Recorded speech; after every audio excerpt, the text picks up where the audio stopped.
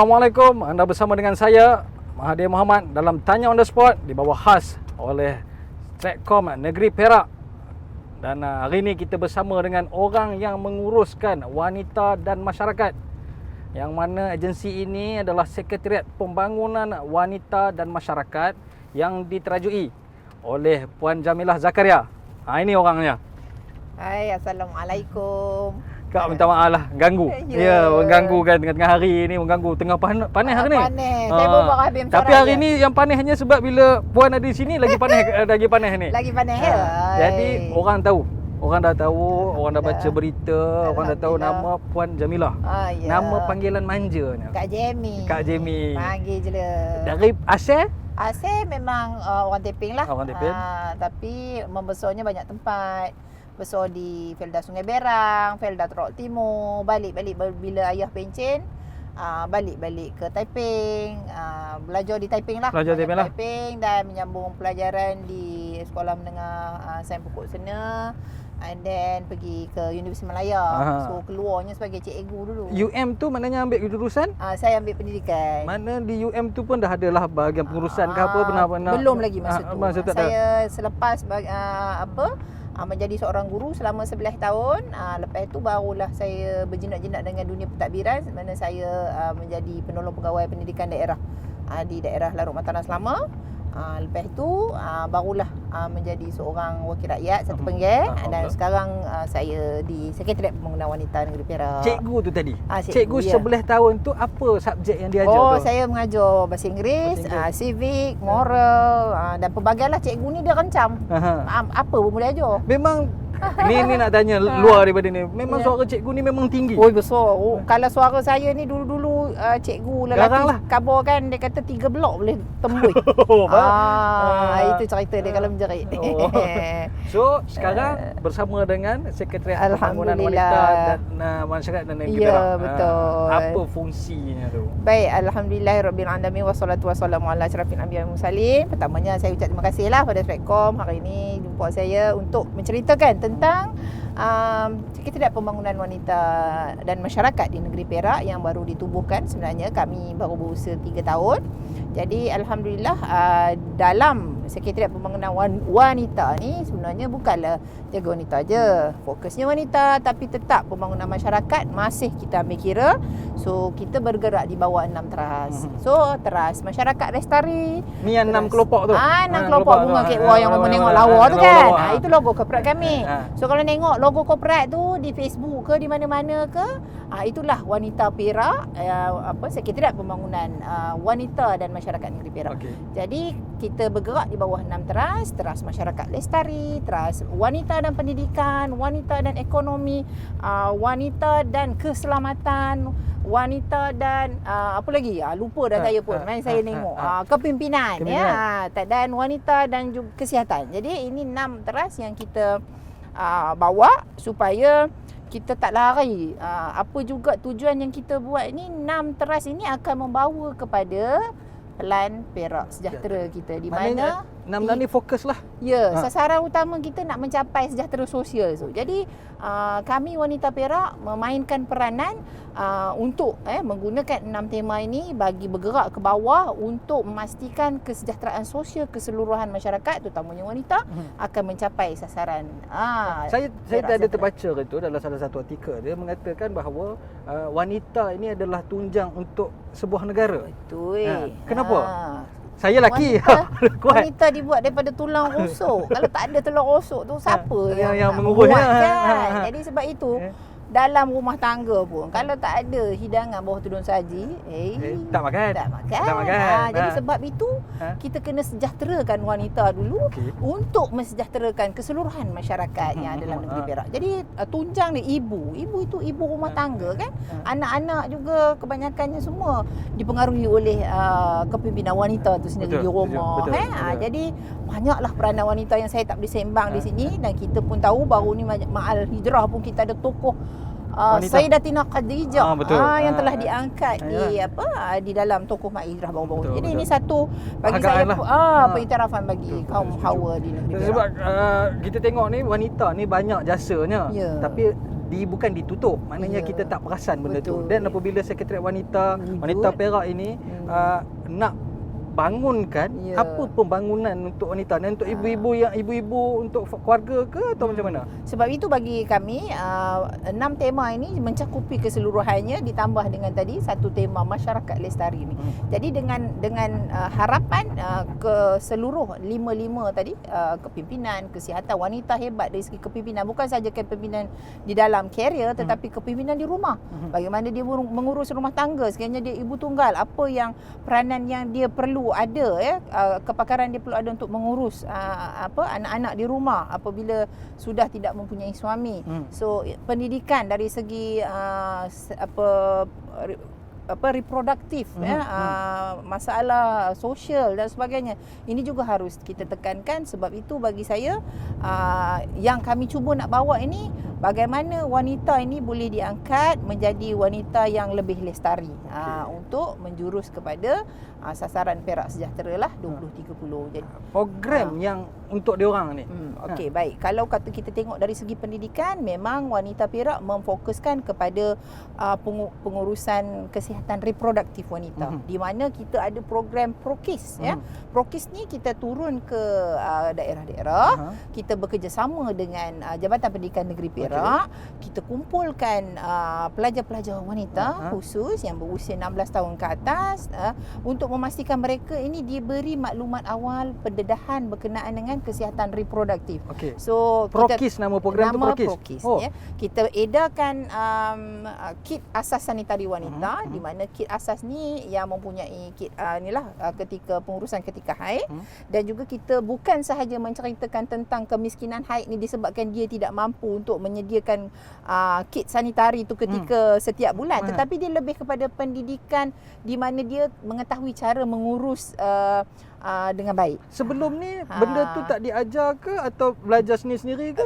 Kebanyakannya kalau ikut di sekolah ni selalunya minggu orientasi je. Basic lah. Basic sangat. Tapi bila kita pergi, kita melibatkan LPPKN, Lembaga Pembangunan Penduduk, kita melibatkan polis. Jadi kesihatan reproduktif wanita ini dapat kita jelaskan dengan lebih detail, apa kesannya sekiranya kita tidak menjaga kesihatan reproduktif dengan baik, apa kesannya sekiranya kita mengadakan hubungan seks yang luar nikah. So ini benda-benda yang perlu kita terapkan kepada anak-anak muda kita, khususnya wanita, supaya mereka dapat menjaga jati diri mereka. Kita juga adakan sentuhan program sentuhan okey dengan tak okey di bawah program PROKIS tadi.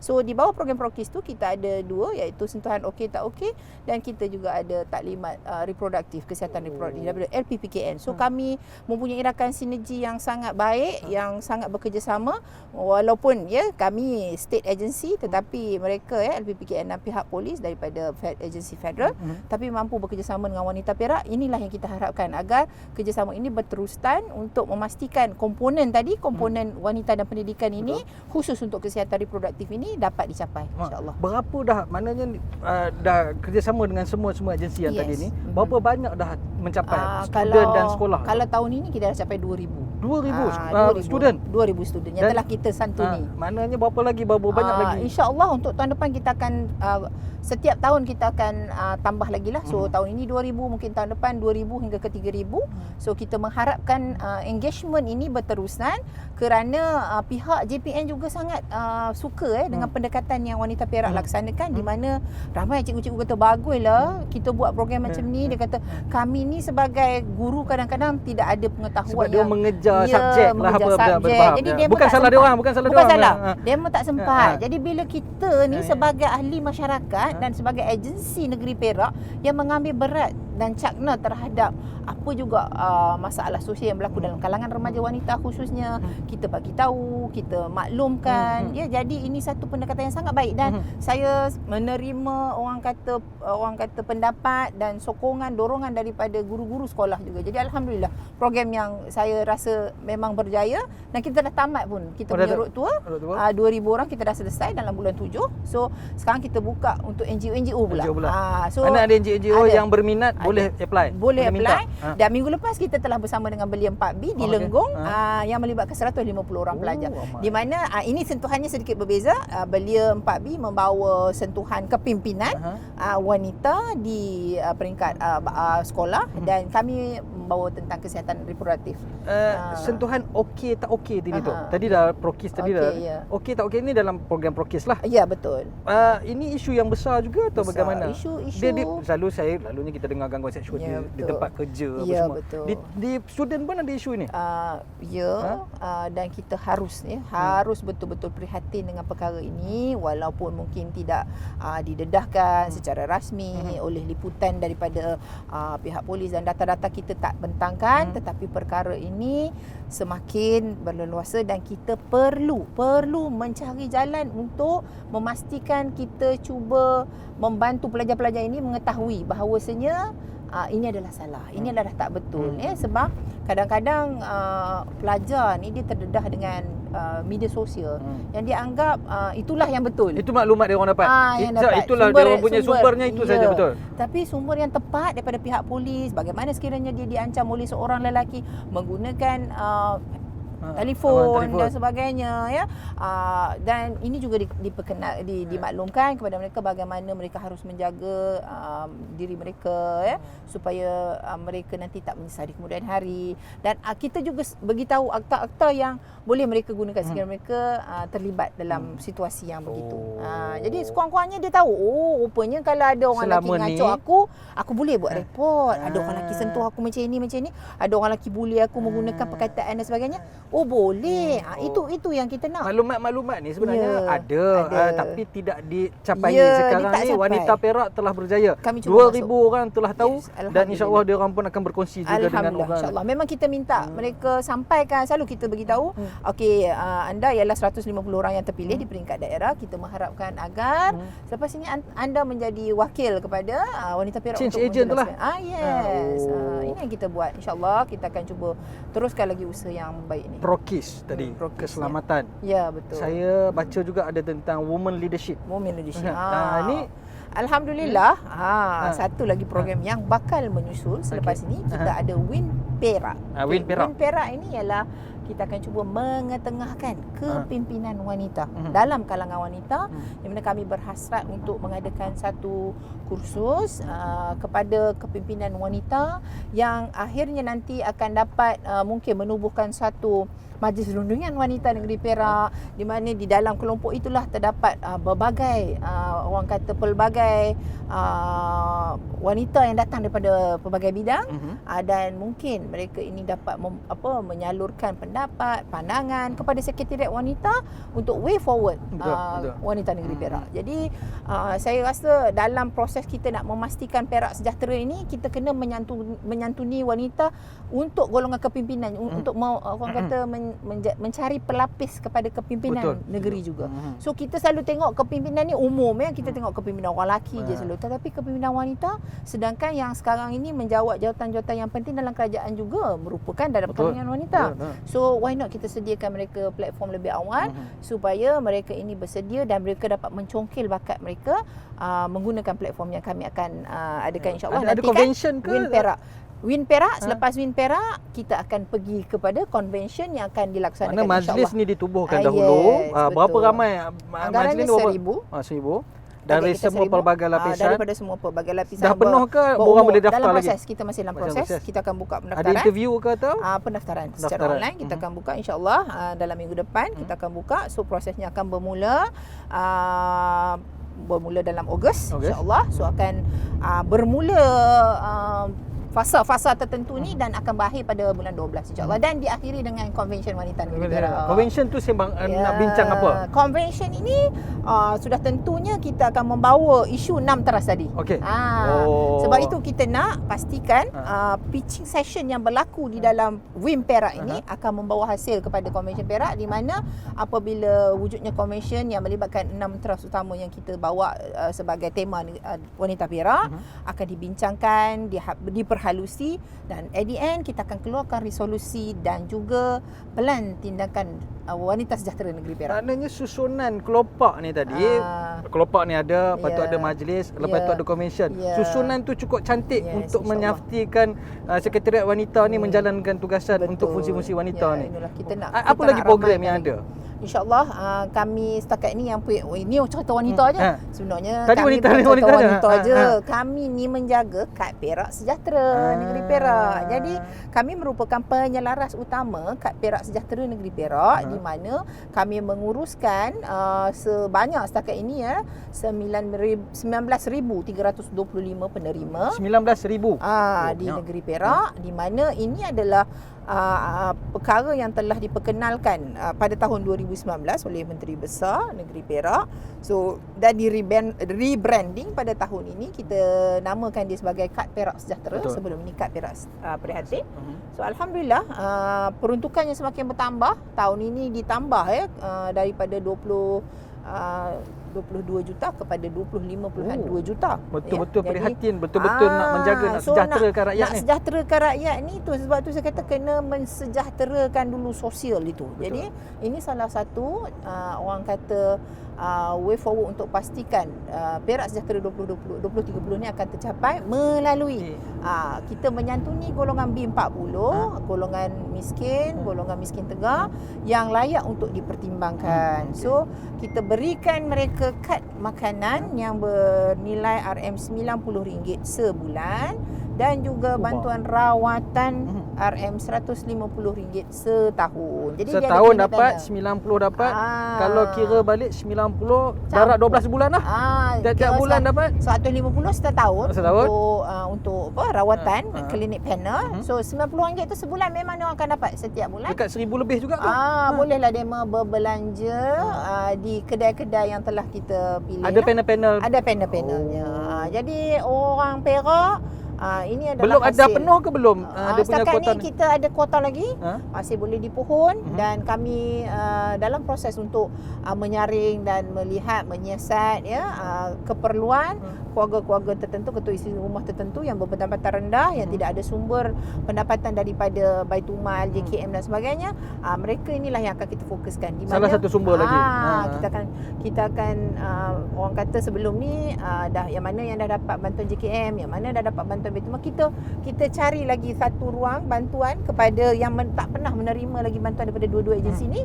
Kita fokuskan dulu. Kita prioritikan kepada yang tidak menerima bantuan daripada dua-dua agensi ni, itu JKM dan Baitumal. So kurang-kurangnya dia merasa ada kerajaan Perak prihatin terhadap mereka walaupun orang kata apa sangat RM90 sebulan, tapi bagi orang yang susah tu RM90 tu boleh beli telur berapa papan untuk anak, boleh beli beras. Jadi inilah harapan Siasat Menteri Besar Negeri Perak di bawah kepimpinan Datuk Seri Mohamad untuk memastikan rumah tu sejahtera dulu.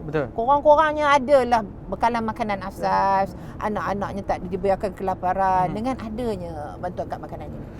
Maknanya tadi bantuan kepada akal, knowledge diberi. Betul. Perut pun selesai untuk betul. kenyang. Kesihatan pun ada 150 untuk panel-panel. Lain masyarakat atau kalau ikutkan dari segi masyarakat yang lain ni, kita juga ada program-program pemerkasaan NGO.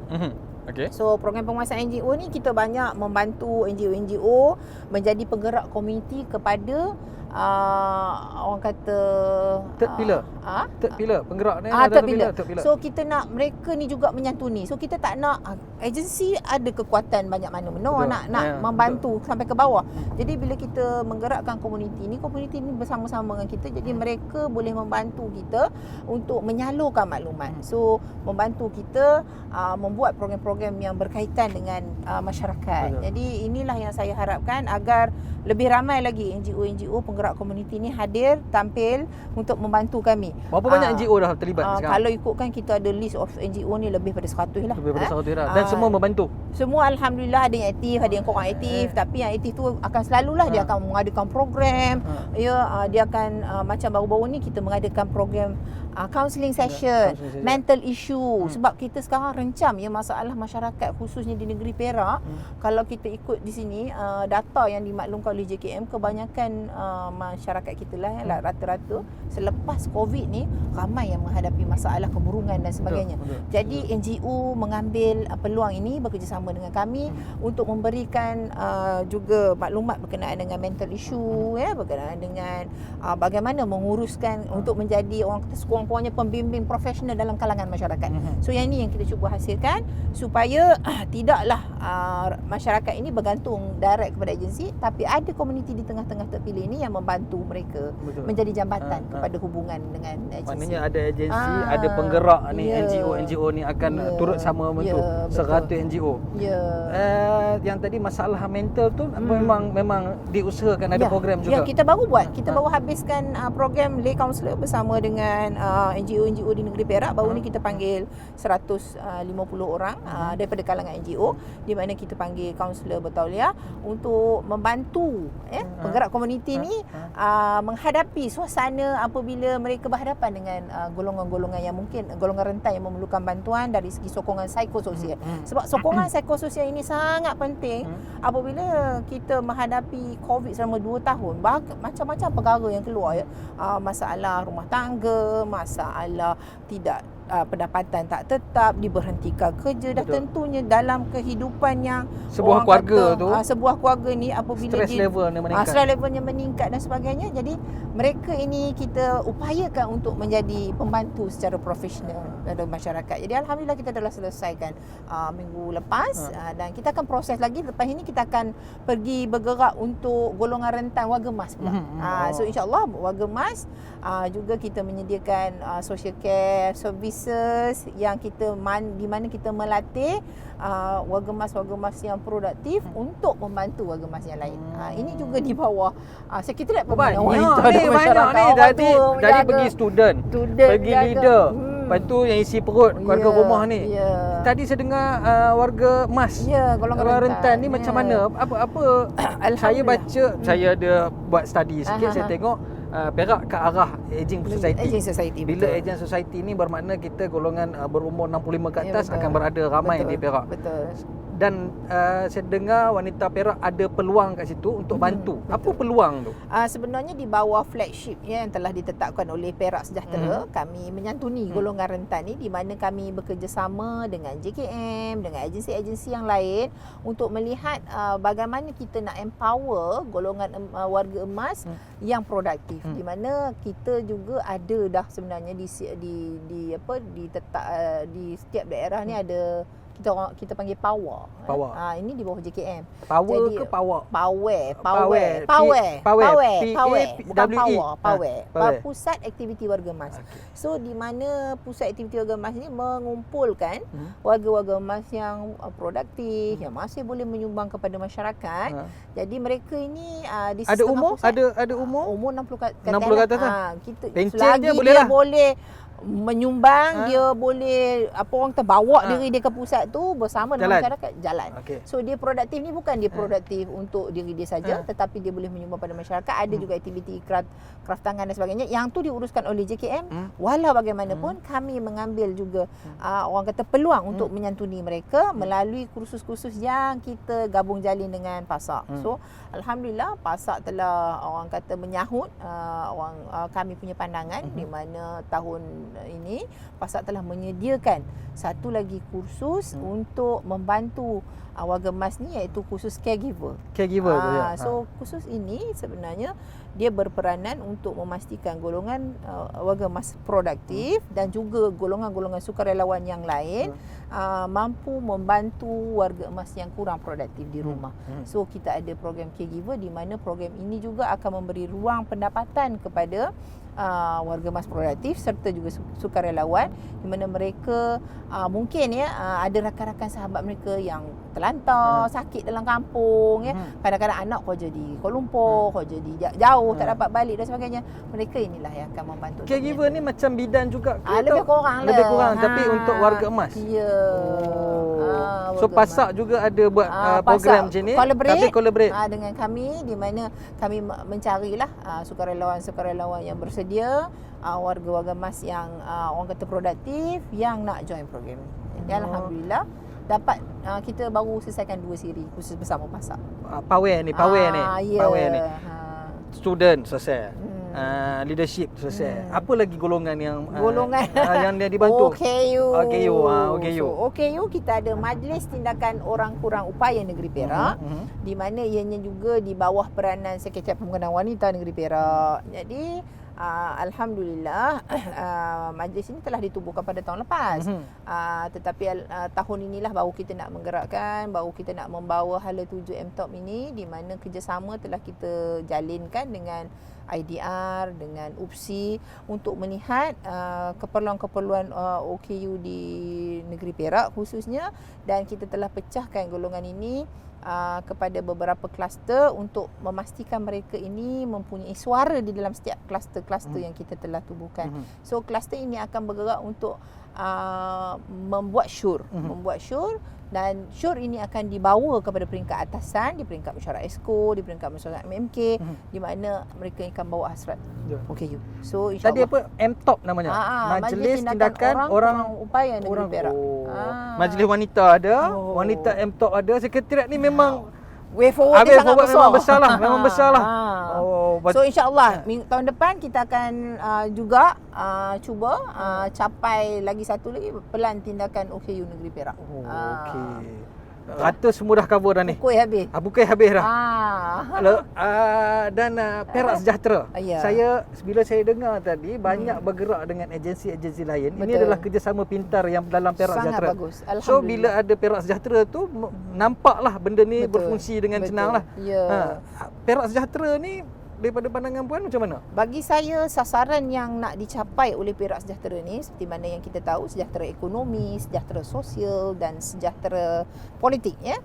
Jadi apa pun tiga-tiga ni bagi saya sejahtera sosial ini kami perlu menjadi orang kata tulang belakang peneraju kepada sejahtera sosial negeri Perak. Sebab itu kami kena bantu kerajaan negeri Perak untuk jayakan Perak Sejahtera ini, di mana kalau kata tak tercapai sasaran sejahtera sosial, ekonomi dan politik juga akan ada cabarannya. Kalau sosial tu berjaya, yang dua ni akan tak ada masalah. Betul. Jadi itu pengharapan kami agar kami di Sekretariat Pembangunan Wanita Negeri Perak akan mampu menjadi membangunkanlah kapasiti bukan wanita saja, ahli masyarakat ke arah Perak Sejahtera 2030 insya-Allah. Itu harapan kami lah, besar tu. Besar tu.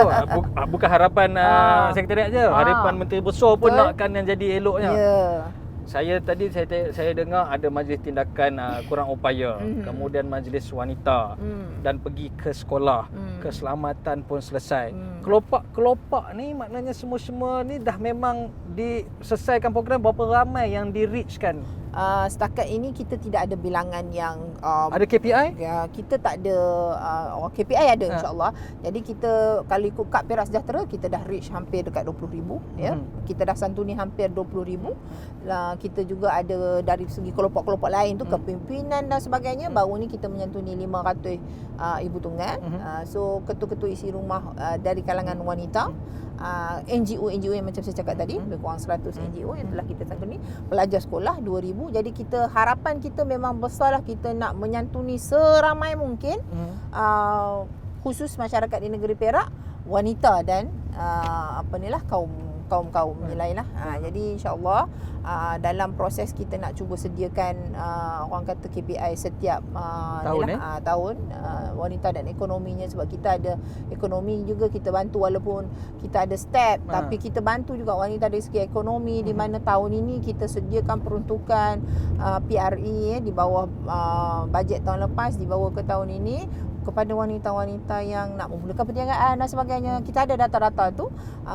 Kita akan kumpul, insya-Allah kita akan jadikan wanita Perak ini tahun depan. Kita telah berbincang dengan Digital Perak untuk menyatukan data-data ini supaya kami dapat mengumpulkan sebanyak mungkin wanita yang terlibat dengan ada tak program yang tidak disebut? Maknanya semua dah cover ke atau macam mana? Banyak.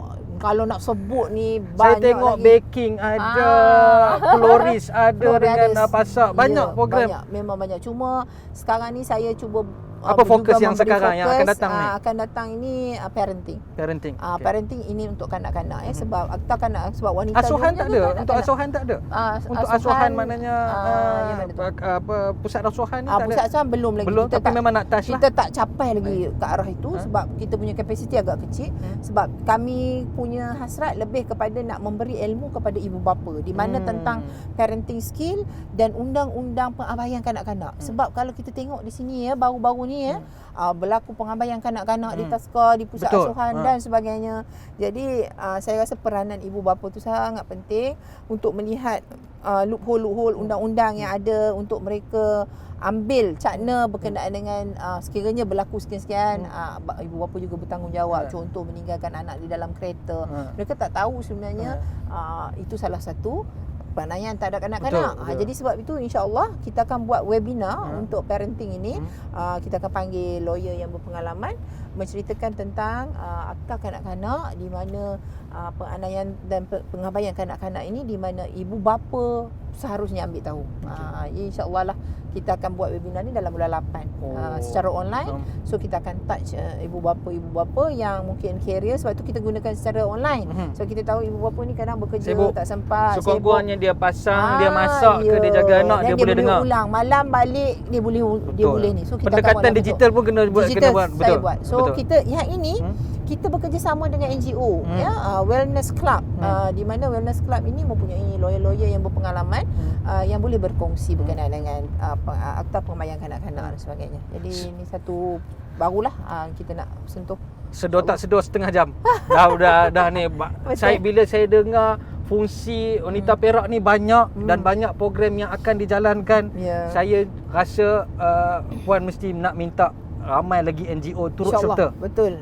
Saya sangat mengalu-alukanlah NGO untuk sekolah, apa sekolah saja yang berkaitan dengan wanita yang boleh membina sinergi dengan kami. Kita nak ke arah sebenarnya saya suka kita tak nak bolot, kita nak sama-sama buat kerja. Saya suka dengan Blue Ocean Strategy ni sebab kita mengurangkan bebanan, kita dapat menyatukan program-program yang bertindan. Betul. Jadi sebab itu bagi saya akan sentiasa bekerjasama dengan agensi-agensi yang mungkin mempunyai hala tuju yang hampir sama dengan kita. Betul. Ini satu benda yang sangat dia hebat bahagian ni, kita hebat bahagian ni dan kita tahu serta. Betul. Penutup Puan, apa harapan, apa yang nak dan macam mana orang lain nak turut serta?